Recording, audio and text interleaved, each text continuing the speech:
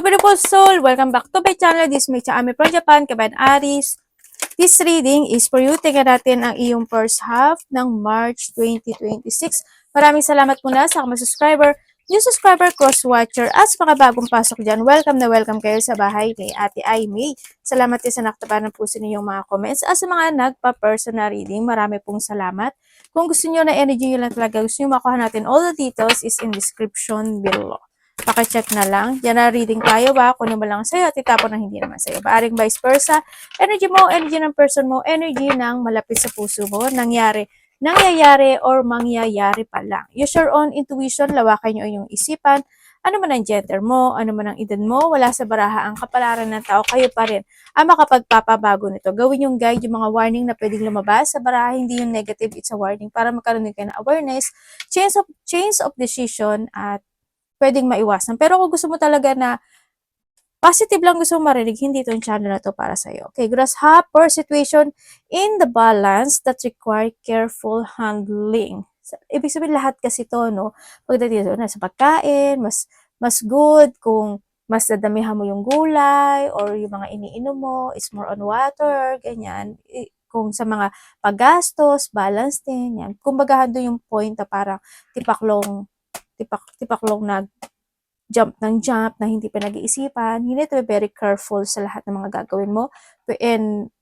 Or maybe nahadon ka na talaga sa point when it comes to a first half ng March, nahadon ka na sa point na lahat is paplanuhin mo na talaga, no?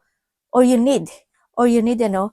And syempre, nahadon din yung goldfish. Maaring meron kayong mga alaga kayong tipaklong or maraming tipaklong sa paligid nyo or nasa bukid na medyo may bukid-bukid kayo or iba may mga alaga kayong fish pond, fish, ganyan. And syempre may mga increase in a material wealth or sa iba naman is spiritual growth ito. And you need to trust to your intuition din dito sa situation. And also we have the death, handun yung point na talaga magpapay attention ka na sa mga i-work it out mo this time, no? Kung saan aspeto ng buhay mo yan. And syempre, meron ako nakikita na reconciliation or may tao sa nakaraan na pwedeng kumonek sa iyo or ikaw ito sa kanya. Pero handun din yung point na may mga tao or may tao na nakatingin sa'yo. Kumaga may mga matang nakatingin sa'yo. You need to be very careful din, ano? And nandito yung spiritual love. Hando yung point na maaari magkakaroon ng mga, you feel peace, you feel, maaari may mga nakakausap ka, ganyan, or you feel calm this time. So nakikita ko sa'yo dito na handun yung point na may mga tao or may tao na magbibigay ng pagmamahal talaga sa'yo, na spiritual, yung purity love, or kaya is ikaw ito sa kanila, pwedeng nando sa point na may mga sitwasyon there will come sa alili. Sa lili is yung mga understanding situation, pwedeng may mga maiintindihan ka na, iintindihin mo na, pipilitin mong intindihin, may mga ganun sitwasyon, ano, kasi you want peace din, kasi ang nakikita ko sa iyo dito. And may mga family matter. Maaaring natin yung point na kung ano man yung mapag-uusapan related to your relationship or sa family mo. Pwede na dito rin yung may mga matanda or may mas matandang tao. Maybe ikaw ito or someone is connected sa'yo. Pwede isa siya sa nakapagbibigay sa'yo na hindi naman siguro blockage, siguro inaalala man yan or nagkakaroon ng mga discussion, ganyan. Either mas matanda ito sa'yo or maybe ikaw itong matanda na to, no? Or pwede na din yung point na magkakaroon din ng apology situation. Tulad ng sabi ko kanina is merong reconciliation or communication coming. Pwedeng sa text message, kung paano siya makipag-communicate or kung ano man niyang apology na yan, may mga ganong situation. Ano ako nakikita dito. And syempre, period of ill health and depression. Yung iba sa inyo, pwedeng when it comes to a family, is nagkakaroon talaga ng mga problema o pinoproblema when it comes to a family relationship. Pwedeng ikaw, halimbawa, kung single ka, sigurado yung point na kung may mga third party, isa rin yun, o kaya yung mga point na gusto ko na bumuo ng talagang family, gusto ko ng anak, gusto ko ng ganyan, pwedeng na doon sa point na yun, ano, if you want, kailangan mo talaga mag-bed rest or kailangan mo talaga na umiwas ka sa mga depression kasi di sa depression situation o may mga bagay na pwedeng makagulo o makapag-distract para sa hinihiling mo, di ba? And also, maingat din kayo sa langaw, ganyan, sa mga langaw, insect. Pwedeng iba dito yung mga seahorse na alaga, ano? Yan, ingat Siyempre pagka sa seahorse din kasi is yung mga taong sipsip, no? Kung sino man yan, no? Baka ikaw or someone who's connected sa'yo, may mga taong sipsip. And also, ingat ka rin when it comes to your health, no? Pwede nga doon yung mga point na magkakasakit ka o kaya magiging mabigat yung pakaramdam mo, may mga iindahin, or maybe someone isa sa iyo sa family mo, no? Pwedeng nahandong sa point na yun. Pwedeng nahandong sa point na you want peace din or gusto mo mga bagay ka na gusto ma-resolbahan. Pwedeng nahandong sa point when it comes to your family or in your relationship. May mga bagay ka na gusto mo i-work it hard situation, ano, pwedeng nahandong sa point na. Or maybe handong magpa-pay attention ka talaga sa sitwasyon na yon. And meron kang someone is extremely stubborn and unwilling to change. Ibig sabihin, may tao talaga na hindi siya makikinig, matigas ang ulo, wala siyang balak kumbaga siguro makikinig, no? Kasi halimbawa sasabihan mo siya, siguro makikinig lang. But hindi niya susunod or hindi siya susunod or hindi niya i-apply sa kanya, no? Pwede na doon sa point. Pwede pakikinggan ka lang niya pero hindi niya i-apply yon when it comes to an action. Kaya pwede doon din yung mga depression na mararamdaman mo dito, no? Or kung sino man yan sa buhay mo, pwedeng relasyon din kasi yan. And you need to be very careful.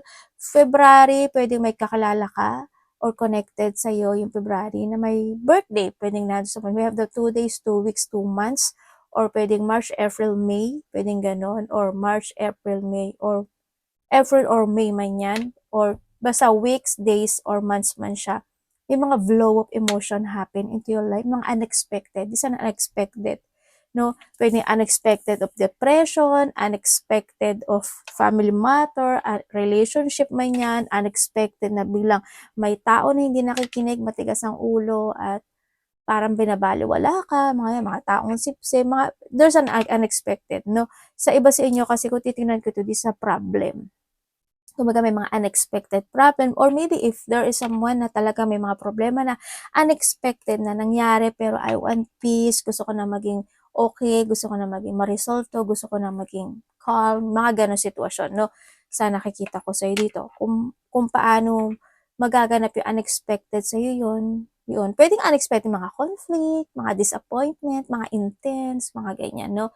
Or mga unhappy situation, pagkalito, hindi pagkakasundo. Pwedeng basta may mga unexpected situation. Unexpected na na pagod o kaya ill, no? Or may mga health issue situation, pwedeng gano'n. Obstacle to overcome. At ito yung situation na, ang nakikita ko kasi we have the grasshopper din kasi, no? Becomes a grasshopper kasi kung titignan mo, meron siyang puno na dito. We have the sun and also this is an obstacle din kasi ang nakikita ko dito, may mga situation na kinakailangan mo talaga na umpisahan or planuhin ng maigi and think in balance, think in advance, ang sinasabi, para mag-growth or magkaroon ng resolution or ma-resolve yung situation, ano, yun ang sinasabi. Or maybe kung this is an illness or mga masamang pakiramdam man yan, kung ano man yan, or mga situation na gusto magbuntis o gusto mag-anak or kung ano man yang magsisettling down ka, siguro this is a time na kailangan mo siyang planuhing maigi, no? Kailangan, you need to take good care din yung sarili mo or maging handa ka para mangyari yung bagay na yun. Kasi may mga sitwasyon na ma-overcome mo if there's a planning situation. Ako na nakikita sa iyo. Sa iba naman sa inyo, siguro na handun yung point na unti-unti magkakaroon ng understanding or enlightenment or ikaliwanagan, no, sa iba't ibang aspeto ng buhay nyo. Kung sa aspeto na sa family man yan, sa relasyon, sa mga illness or mga tao na makiklear mo siguro kung sino yung mga tao na okay sa'yo, good sa'yo, ganyan. Magkakaroon na ng mga clarity sa ibang aspeto ng buhay mo. Pwedeng nahandoon sa iba sa inyo, Aries. Or you need to be understand, no? Kumbaga, handon din yung maging open ka rin sa mga bagay-bagay o sitwasyon mo sa buhay mo this time. Tingnan natin, Aries. Mag-ingat kayo sa baka magkasakit kayo. Okay. Okay. Dito sa sitwasyon mo is, syempre, hindi naman mawawala talaga yung situation na you want to keep fighting in some aspect of your life, na doon ka sa point talaga na na may mga burden situation, may mga pinagdadaan na stress, um, problem, puwedeng nandun sa point na yun, may mga struggle situation ako na nakikita sa'yo, but you try to make it balance this situation na nandun ka sa point na umaasa ka na may mga magiging maganda yung labas nitong sitwasyon na 'to. May mga gusto kang sabihin, gusto mong i-move forward, gusto mong aksiyunan, gusto mong kumbaga there's a goal ka na napag-iisipan o pinag-iisipan this time. But ang nakikita ko sa'yo dito is nandun ka sa point na hindi ko alam kung binabalanse mo lang ba o may mga bagay ka na kailangan mo ng gawin o ano yun, mas may mga dapat siguro na dapat unahin. Kumbaga nandun ka sa point na yun. Kasi sa iba sa inyo may mga point na halimbawa gusto mo kausapin 'to, gusto mo makapagkasundo dito, gusto mo ng ganito, gusto mo ganyan. 'No, na dun ka sa point na may mga bagay rin ako na nakikita sa'yo na gusto mong pag-aralan o pinag-iisipan mo talaga o inaalam 'no, maybe na dun sa point na yun. May mga idea ka na na gusto mong i-pursue to success o puwedeng may mga idea ka na you want to create, may mga pursuing ka ng mga new idea or mga project man yan, may mga bagay ka na gusto mong kausapin, mga ganyan, or may mga bagay ka na gusto mo talagang sabihin, ano, puwedeng nandoon sa point na iyon. Kaya ang nakikita ko sa'yo dito is may mga sitwasyon talaga na kailangan mo na i-let go, 'no? Ang nakikita ko dito is may mga bagay ka na dapat mo i-cut sa buhay mo or may mga bagay ka na talaga na kailangan mo ng mental clarity, 'no, para mai-pursue mo din yung mga bagay na gusto mong gawin sa buhay mo. Decision making man 'yan, pursuing man 'yan, mga bagay na gusto mong sabihin man 'yan, kung kanino o saan man 'yan, sitwasyon. 'Yun ang nakikita ko sa iyo, Aries, ano.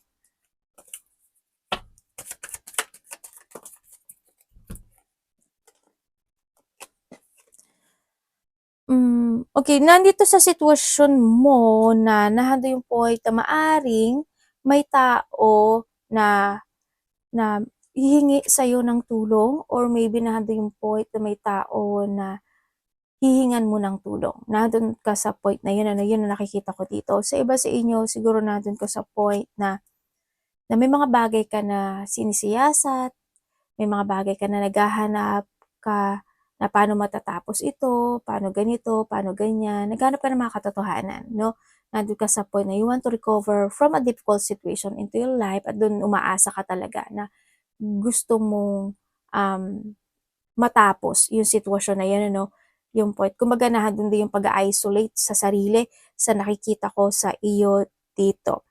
And then also, ang nakikita ko rin sa'yo is, um may mga time na parang gusto mong ihiwalay yung sarili mo sa ibang tao, hindi ko alam why, but there's a group of person kasi ako na nakikita na maaaring minsan ayaw mo makipag-cooperate. Hindi ko naman sinasabing ayaw mo makipag-cooperate, siguro nandun sa point mas pinipili mo na lang siguro na mag-isa ka na lang, ganyan. Mas tahimik naman talaga yung mag-isa o kaya, or maybe vice versa 'no, there is someone here na medyo iniiwas niya yung sarili niya sa'yo or lumalayo siya sa'yo or they want to think muna for a while, puwedeng nandun sa point na yun or maybe this is you sa iba sa inyo. May mga pinag-iisipan, ganyan.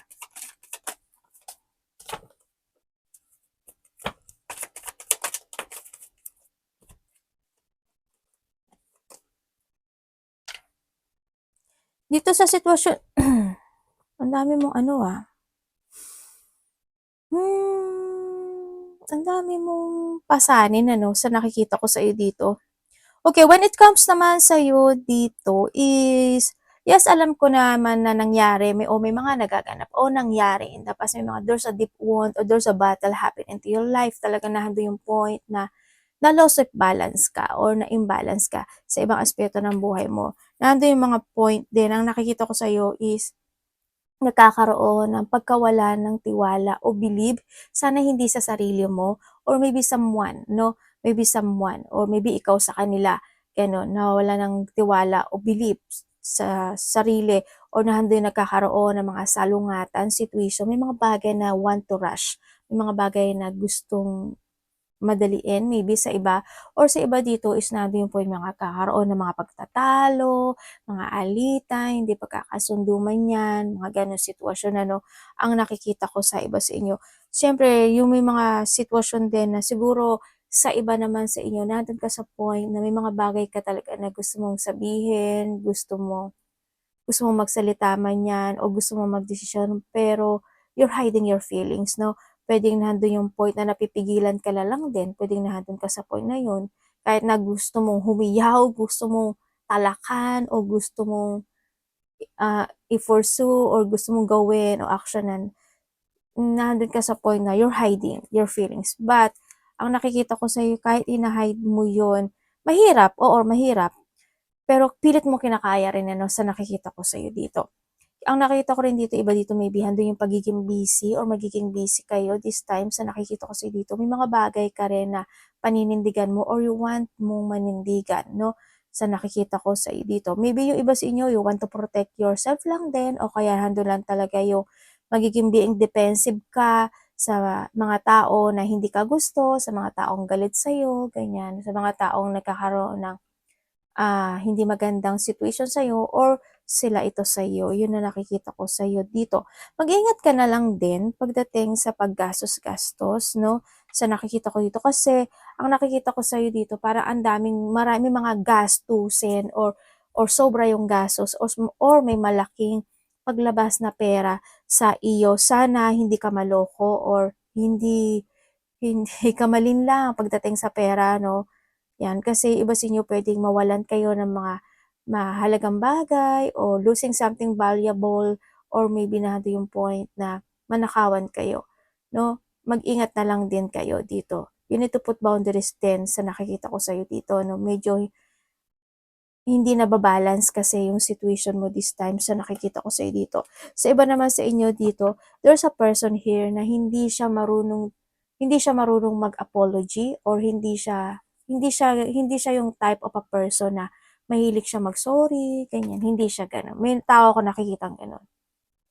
Kumbaga, may tao na nagsisinungaling talaga ano, magsalita man siya ng apology or mag-sorry or iparamdam man niya sa'yo yung apology na yun, no, hindi siya totoo, 'no, andun yung ano, pagsisinungaling, dishonest yung tao na 'to sa nakikita ko sa'yo. Sana hindi ikaw ito 'no, yun.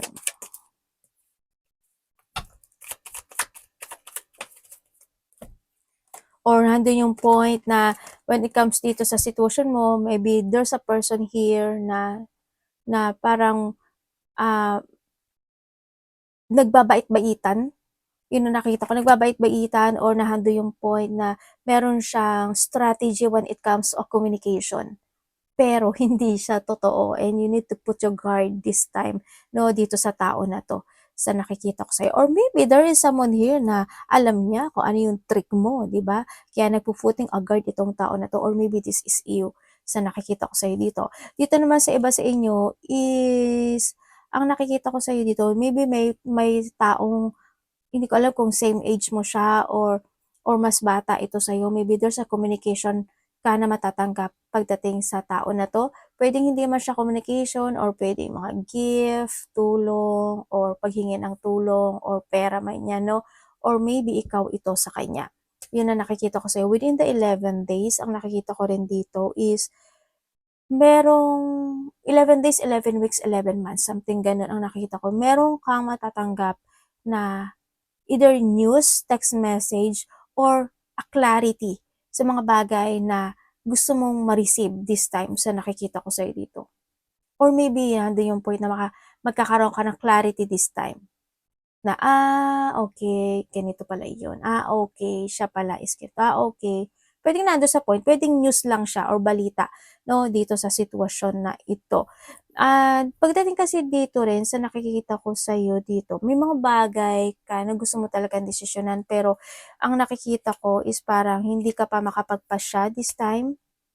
Puwedeng you go to the flow in some aspect of your life, puwedeng ka na nandun sa point naggo-go to the flow ka lang, kumbaga nagiging understanding ka lang talaga when it comes to alili or nandun yung point na na mabait ka lang talaga ano, kaya naggo-go to the flow ka lang din. Pero deep inside nandun yung pagkikimkim, alam mo yun, yung kinikimkim mo na lang din yung mga nararamdaman mo, ganyan. sa nakikita ko sa'yo, may mga bagay rin sa iba sa inyo na gusto mo nang itama, gusto mo aksyonan, nandun kayo sa point na yun. Pero kung ako sa inyo, siguro it's time na kailangan nyo rin mag-action, no? Kung alam mo sa sarili mo na mas magiging okay na mag-a-action ka, why not, diba? Gawin mo yung sitwasyon na yon. And baliktad pa ang nakikita ko dito. Okay, may maraming opportunities na darating sa iyo, no? This time, Aris, sa nakikita ko sa iyo ito, and it will be success. Pero sa iba sa inyo, may mga bagay muna kayo na kailangan yung i-let go this time and you will be success. Kumbaga may mga bagay na kailangan sa iba is i-reset, kailangan na i-let go, or kailangan umpisahan o umpisahang muli. Yun ang sinasabi dito, no? Yun. Kumbaga, you have a choices in life. Nandun yung point na you need to be patient to make a choices in life. Kumbaga, nandun sa iba rin na kailangan nyo talaga mag-trust sa intuition nyo, no? To make a decisions right this time sa nakikita ko. Kumbaga, make a plan very carefully din sa nakikita ko dito. Siyempre, nandun din yung point sa iba dito kasi is you're planning for something. But nagkakaroon ata kayo ng paghihintay sa iba or maybe nandun yung doubt to take it action. Parang siguro, magiging masaya ba ako? Magiging okay ba? Magsa-success ba? Tama ba? Ganun. Parang nandun ka sa point na you don't know how to proceed. No, if you take it action or not, or if you're deciding to stay or if you want to go, or maybe nandun ka sa point talaga na nagkakaroon ka pa talaga ng option sa buhay mo. Maybe naman sa iba sa inyo, nandun sa point may mga bagay pa kayo na gusto niyo ma-discover this time. No? Bago mo umpisahan yung bagay o sitwasyon na yon, pwedeng nandun ka sa point na yon.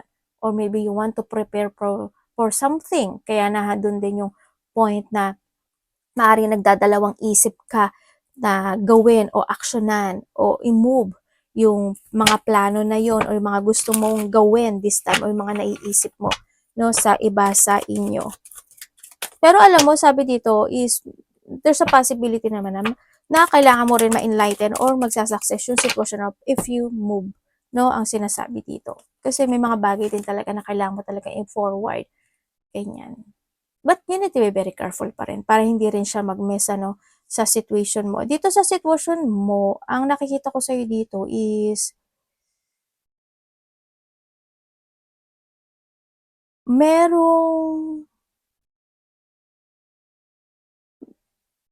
may binahado yung point na ang nakikita ko kasi sa'yo dito is may tao na mag-o-open sa'yo or maybe ikaw ito. Parang may tao kasi na gusto makapag-usap or may mag-o-open sa'yo ng something, parang nandun sa point na yun, ano. Or maybe ikaw ito, mag-o-open ka sa tao na na gusto mo kausapin, ganyan. Or pwedeng nandun yung point na makaka-receive ka lang ng text message talaga. Within the 8 days, 8 weeks, 8 months, or by the 8 maybe, ganyan ang nakikita ko dito. Or ikaw ito sa kanya. And then also, ang nakikita ko rin sa'yo kasi, Aris, dito is, you need to be very careful lang din, ano. Dito sa situation mo, yes, maaring magiging busy ka or marami kang gustong i-move o aksyonan o goal this time sa nakita ko dito, you need to be very careful lang din sa sarili mo. Kailangan mo rin minsan na magpahinga, ang nakikita ko, or may mga resting time ka talaga na gagawin this time sa nakikita ko sa'yo dito. Ang nakikita ko sa'yo is may pagtulong tulad ng sabi ko kanina, kasi Unilot Elisha, maaring may mga mag-o-open para humingi ng tulong or ikaw may tutulungan ka, pwede natin sa point na yun. Mayroon din ako nakikita talaga na losing something valuable when it comes sa'yo. Hoping hindi ganun kalaki or hindi tao or hindi pet man yan, no? But there is something losing. Yun, may mga nasa losing something valuable or pwede rin na na mahuhulugan ka ng mga gamit o kaya naman is mananakawan ka talaga. But you need to be very careful din, ano, sa nakikita ko sa ito. Pwede rin na nandun din yung point na may tao dito na mahilig siyang magsalita, salita na siyang salita, pero masyado siyang open, pero alam mo yung parang hindi na siya totoo. Yun na nakikita ko dito. Kaya ingat ka sa mga nakakausap mo, no? Or sana hindi ikaw yan. Yan, ingatan mo rin yung bandang likod mo, baka may mga time na manakit yung likod mo, batok mo, balikat mo, balakang mo, mga ganyan sitwasyon. Kung kailangan mo talaga na mag-take a rest, mag-rest ka rin sometimes, no? In the past, ang nakikita ko sa'yo dito, ang the past siguro nandun may mga pain and sadness talaga, no? Tulad ng sabi ko, it comes sa, sa deep wound. May mga backstabbing din kasi ako dito. Sa iba dito, there's a rock bottom situation ako na nakikita, nagkaroon ng, maybe there is someone or merong mga tao na nagkakaroon sila ng denying sa sarili nila. Yun ang nakikita ko. And then also, yung halimbawa, halimbawa, when it comes to denying kasi, maraming klase kasi nila, halimbawa, nagkahiwalay kayo ng boyfriend mo, girlfriend mo, sasabihin niya, ay, nakamove on na ako, pero deep inside, it's no. Hindi pa nakaka-move on yun. Yun na nakikita ko. Example ko lang, yun na, yung mga denying, I'm okay, pero denying siya. Pero deep inside, hindi. Mga ganun sitwasyon. Yan, may mga abandonment din ako na nakikita sa iyo. Also is, there's a violence. Pero ang daming tao, hindi ko alam, hoping walang mawawala ang buhay, no? Ang nakita ko. Pero maybe there is someone here in the past, maaaring may mga namatay, ganyan. O kaya naman, may mga pag-uusapan kayo related to a death, no? Or patay man yan, or mga ganong sitwasyon. Sana, wag naman. Pero may mga biglaang magaganap o mangyayari this time. But you need to be very careful din, Aris, ano? Ikaw or someone who's connected sa'yo, you need mong maging very careful, lalo na sa mga lakad mo, sa travel mo, ganyan. Sa mga tao rin na makakausap mo, mag-ingat ka. Basta may biglaan, mabilis lang siya sa iba, biglaan or mabilis na magaganap o mangyayari. No? May mga ganyan sitwasyon. Ingat lang din.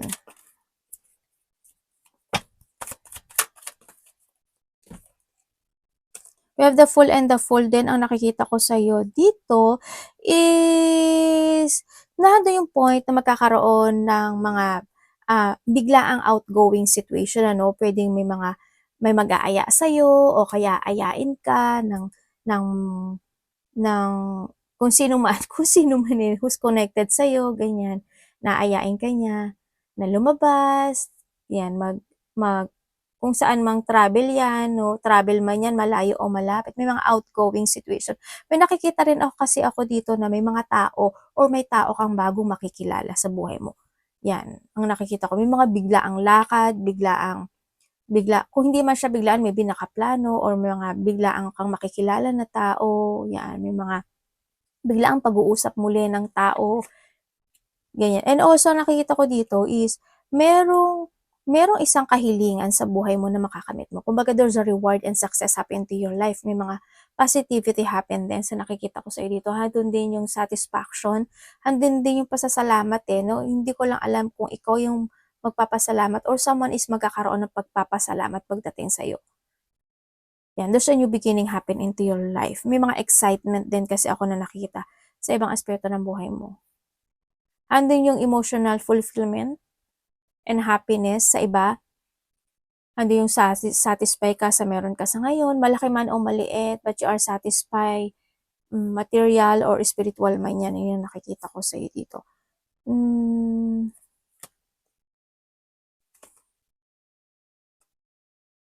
Make a plan, ano, ang nakikita ko dito, make a plan lang din talaga ang kailangan, no? May fulfillment ka actually dito, Aries.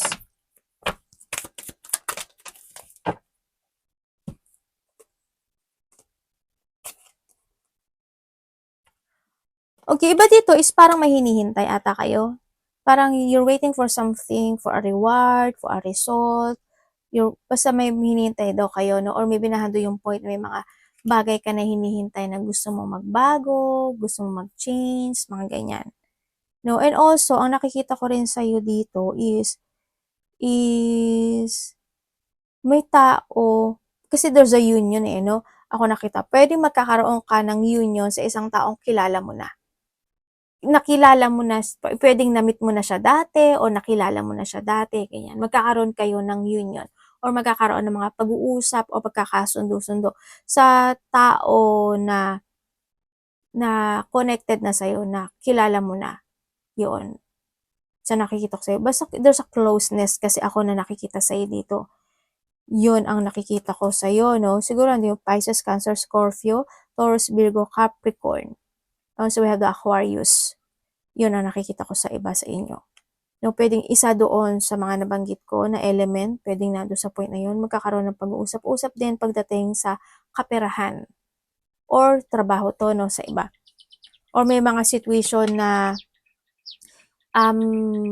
magkakaroon, may mga, there's a progressing situation, ano, parang, or maybe sa iba is you need to progress to change in some aspect of your life, or sa iba dito is magkakaroon ng mga pagpaprogress na gustong gawin this time. Pwedeng may makakausapin ka, o kaya may taong kakausapin sa'yo, may kataong kakausap sa'yo to progress something in life, pwedeng nandun sa point. May mga progressing kasi ako nakikita sa iba sa inyo.